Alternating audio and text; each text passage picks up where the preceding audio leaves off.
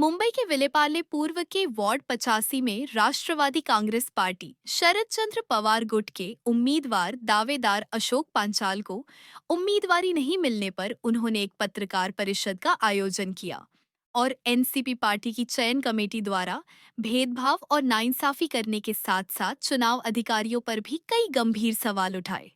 पेश है हमारे मुंबई संवाददाता की यह खास रिपोर्ट। आज का प्रेस कॉन्फ्रेंस लेने का ये कारण है कि मेरी आवाज़ आप लोगों के माध्यम से यहाँ के मुंबई के मतदारों को और नागरिकों को जानी चाहिए, इसलिए आपके मैं प्रेस मैंने लिया। मामला ये है कि मैं उम्मीदवार 85 वार्ड से था। वहाँ पर भी हमारी टिकट काटी गई है। दुख इस बात का है कि टिकट काटने के बाद वहाँ कोई उम्मीदवार खड़ा नहीं रह पाया। इसका मतलब यह है कि जो अभी महाराष्ट्र में चल रहा है बिन विरोधी बीजेपी के उम्मीदवारों को जिताने का षड्यंत्र जो चल रहा है, हमारा जो वार्ड है 85 से जो मैं जहाँ पर इच्छुक था वो ओबीसी रिजर्व हो गया है। वहाँ पर हम ओबीसी होने के नाते हमारे विश्वकर्मा समाज के लोग ओबीसी समाज रहने के लिए उनके समर्थन से मैं इच्छुक उम्मीदवारी अपनी रखा था। यहाँ पर ऐसे काट करप्शन षड्यंत्र रचा के मेरी टिकट काटी गई। फिर हमने सोचा कि चलो मैं अपक्ष में फॉर्म भर दूँ। मैं मेरे सारे डॉक्यूमेंट लेके एसएनडीटी कॉलेज पे जहाँ हमारा निवडणूक ये रखा था रिटर्निंग ऑफिसर, उसके सामने मैंने सब डॉक्यूमेंट दिए।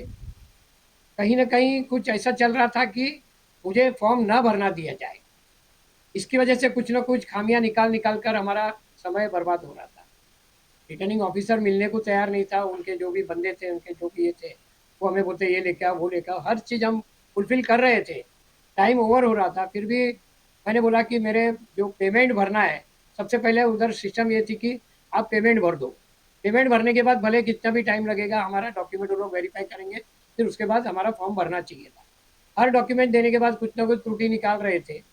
फिर हम बोल रहे थे कि हमारा जो पेपर है वो चेक करो, ये करो। कुछ सुनने को राजी नहीं। मुझे ऐसा लग रहा था कि किसी का सत्ताधारी पार्टियों का उनके ऊपर प्रेशर था कि अशोक पंचाल का फॉर्म भरना न दी जाए। ऐसे होने से 5:30-6 बजने गए। मेरा सब सीसीटीवी फुटेज भी है, जो मैं फॉर्म भरने के लिए कितनी कोशिश कर रहा था, लेकिन कुछ बात सुनी नहीं तो थोड़ा ईगो हट हो गया मुझे। मैंने सब पेपर ऐसे ही मिसेस को बोला कि अपन चले चलते हैं, नहीं भरना, इलेक्शन लड़ना ही नहीं। लेकिन उसके बाद मुझे जो ऐसे समाचार मिला कि बीजेपी का जो है कैंडिडेट जो है श्री मिलिंद शिंदे जी, उन्होंने भी फॉर्म जो भरा है ओबीसी, लेकिन वो एक मराठा है। तो जब हमने सोचा कि मराठा अगर है तो वो फॉर्म भर नहीं सकता है, फिर किसी ने बताया कि उसने कुणबी समाज का सर्टिफिकेट लिया है। तो जब हमने आरटीआई डाला, तो आपको हम बता दें कि जब भी हमने आरटीआई डाला तो उसमें हमने सब मेंशन किया था। आपको मैं दिखाता हूँ।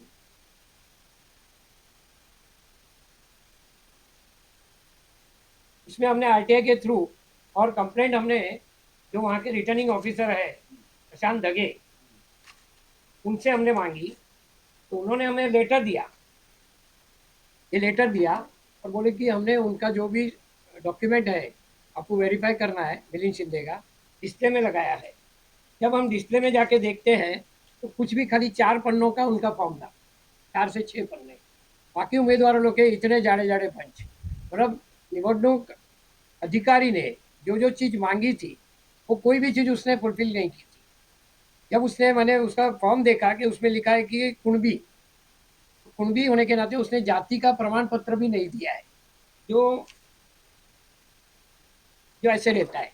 ये हमारा जाति का प्रमाण पत्र है, ये प्रमाण पत्र उसने सबमिट नहीं किया। और उसने ऐसा लिखा है कि मैंने वैलिडिटी के लिए आगे कलेक्टर को भेजा है।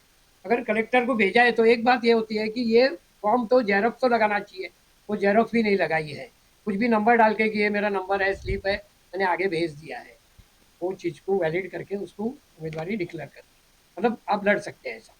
उसके बाद हमने देखा कि मैंने फिर मेरे वकील के थ्रू रिटर्निंग ऑफिसर और ये राज्य निवडणूक जो कमिश्नर है उसको हमने लीगल नोटिस दिया है। लीगल नोटिस देने के बाद हमने और एक आरटीआई की अपील डाली है यहाँ पर ही रिटर्निंग ऑफिसर के यहाँ। अभी उनका क्या जवाब आता है वो देखते हैं। लेकिन यहाँ पर कहीं न कहीं बीजेपी वालों ने ये सोच के रखा है कि यहाँ दूसरे कोई कैंडिडेट खड़े ही नहीं रहने चाहिए। जहाँ हमारी ताकत है वहाँ दूसरा कैंडिडेट, इसलिए तो अभी 60-70 लोग बिन विरोधी जीत के आ रहे हैं। तो ये भी गलत है, ये लोकशाही की हत्या हो रही है, ये मैं आपके माध्यम से लोगों तक पहुँचाना चाहता हूँ। अगर ये मिलिंद शिंदे ओबीसी न होते हुए उसने जो कुणबी समाज का सर्टिफिकेट और अगर उसने निकाला है, तो उसमें भी गैजेट हमारे पास है कि वो सिर्फ शिक्षण और सरकारी नौकरी के लिए काम में आ सकता है, इलेक्शन लड़ने के लिए काम में नहीं आ सकता है।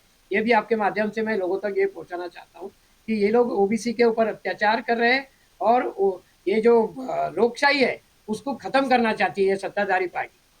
वहाँ मैं कम से कम 2 घंटा था, 2 घंटा था। अभी हमने सीसीटीवी फुटेज मांगा है। मैं क्या पेन ड्राइव लेना भूल गया था, अभी कल जाके मैं पेन ड्राइव में सीसीटीवी फुटेज जो मेरा मैंने पर्सनल मांगा है और लोगों का नहीं, मैं जहाँ जहाँ मेरे कवर हुआ हूँ वो सीसीटीवी फुटेज मुझे चाहिए। मैंने अपील भी की है, उसमें वो लोग को देना पड़ेगा।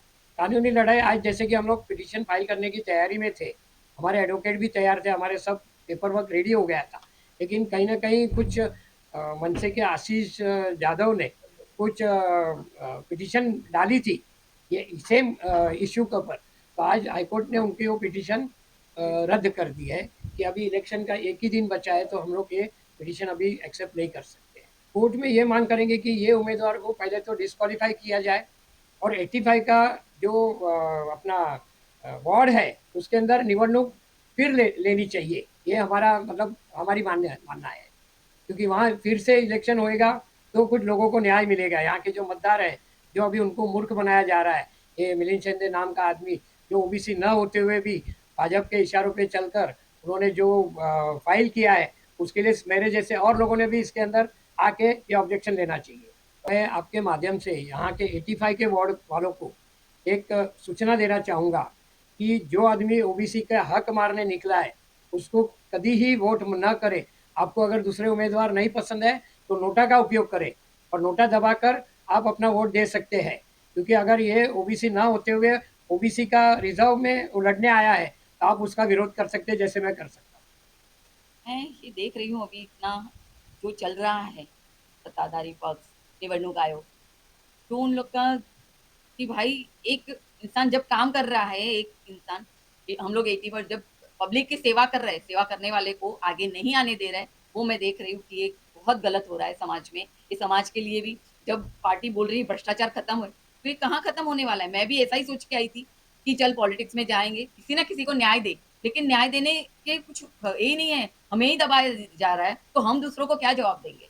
जनता को यही आह्वान करना चाहूंगी मैं कि सत्य के साथ, सत्य हमेशा अकेला रहता है, हम अकेले हैं, लेकिन सत्य जीतेगा ये हमें पर जरूर पक्का हम लोग को पता है। हम दोनों जो मेहनत कर रहे हैं लोगों के लिए, जो ग्राउंड लेवल से जुड़े लोग हैं उन लोग के लिए, आज सत्ताधारी पक्ष 85 वार्ड में कितने साल से है, लेकिन आज वहां जाके आप की मीडिया देखेगी कि वहां क्या परिस्थिति है। तो वो परिस्थिति बदलने का बीड़ा जो हम दोनों ने झड़पा था, लेकिन आज हमें ही दबाया जा रहा है। तो इसके लिए जनता को भी हमारे साथ आना चाहिए और कल सोच समझ के, कल की 15 तारीख को जो वोटिंग हो रहा है, अगर हर इंसान को वोटिंग करने का हक है, लेकिन खुद को जीने का और खुद का सराउंडिंग 85 वार्ड है, जो भी वार्ड में है, लेकिन उनको ये हक है कि तुम तुम्हारा सही कैंडिडेट चुनो, अगर नहीं है तो नोटा दबाओ।